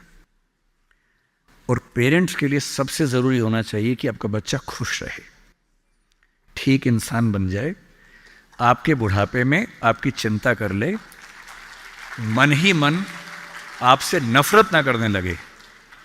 जब मेरे पास बच्चे अकेले में आके बात करते हैं, कभी कभी रोते हुए बोलते हैं मुझे अपने पेरेंट्स से नफरत है, नफरत। उन्होंने मुझे एक मशीन समझा अपनी इच्छाएं पूरी करने के लिए। मेरा मन था ये करने का, धमका धमका कि ये फील्ड दिलवाई जो फील्ड मेरा स्वधर्म है ही नहीं। मैं रोज़ पढ़ता हूँ रो रो के, मेरा मन नहीं करता पढ़ने का क्योंकि मेरी फील्ड थी ही नहीं। इसलिए आप सबसे कह रहा हूँ, हर व्यक्ति हर काम नहीं कर सकता, पर हर व्यक्ति कुछ ना कुछ अच्छा कर सकता है। और वो कुछ ना कुछ अच्छा क्या है? जो आपका स्वधर्म है। इतने उम्मीद मत पालिए। मसलन क्रिकेट भारत का शौक आजकल सब लोगों को हो गया है। लाखों बच्चे क्रिकेट खेल रहे हैं गली मोहल्ले में, सबको आईपीएल में आना है, सबको भारत की टीम में आना है। पर भारत की टीम में कुल 16 लोग आएंगे, उनमें भी 11 खेलेंगे, 5 बाहर बैठेंगे। और लाखों लोग क्रिकेट खेल रहे हैं, रात दिन की टीम में आना है। ध्यान रखना है, आप जो भी रास्ता चुनेंगे उसमें सफल होने से ज़्यादा संभावना विफल होने की है। इसलिए तैयारी करते हुए इस चीज़ की भी तैयारी करनी है कि नहीं हुआ तो क्या होगा। और मैं बच्चों को बार बार कहता हूँ, ज़िंदगी बहुत बड़ी है, नौकरी ज़िंदगी का एक छोटा सा हिस्सा है। मिले बढ़िया, ना मिले भाड़ में जाए, एकदम भाड़ में जाए, ठीक। और मैंने खूब देखा है, आईएएस आईपीएस बनने के बाद भी कुछ लोग आत्महत्या कर लेते हैं, दुख से, तनाव से, परेशानी से। और मैंने देखा कुछ लोग छोटी सी नौकरी में इतने मस्त मौला होते हैं कि ज़िंदगी की हर खुशी जैसे उनके पास ही है। अंत में खुश रहना है तो उसके लिए कोई एक नौकरी ज़रूरी छोड़ना है, मिलेगी तो बढ़िया है, ना मिले तो भाड़ में जाए। तो अपना तकिया कलाम बना लीजिए। तकिया कलाम का मतलब अपनी एक पंच लाइन बना लीजिए, अपनी एक मिशन स्टेटमेंट बना लीजिए कि ताकत लगाएंगे, पूरी ताकत से कोशिश करेंगे कि जो मैं चाहता हूँ, जज बनना है, पॉलिटिशियन बनना है, आईएएस बनना है, जो बनना है बनूँ, उद्यम करना है उद्यम करूँ, स्टार्टअप करना है स्टार्टअप करूँ। पर नहीं हुआ, कोई पूछे ना अगर नहीं हुआ तो बोला भाड़ में जाए। क्या हो गया? नहीं हुआ तो कुछ और करेंगे। तू नहीं कोई और सही, कोई और नहीं कोई और सही। ये इंसान के बारे में नहीं, अभी नौकरी के बारे में है। ये नौकरी नहीं तो कोई और नौकरी सही, कोई और नौकरी नहीं तो कोई और नौकरी सही। ऐसा क्या है? 1000 ऑप्शन है। तो खुद से उम्मीदें कम। दूसरा, अपने आसपास 3-4 लोग ऐसे रखिए जो कायदे के लोग हो। आपके जो दोस्त होते हैं ना, जो सबसे अच्छा दोस्त है वो पूरा दोस्त नहीं होता, थोड़ा सा दुश्मन भी होता है। हर दोस्त और दुश्मन का पैकेज होता है।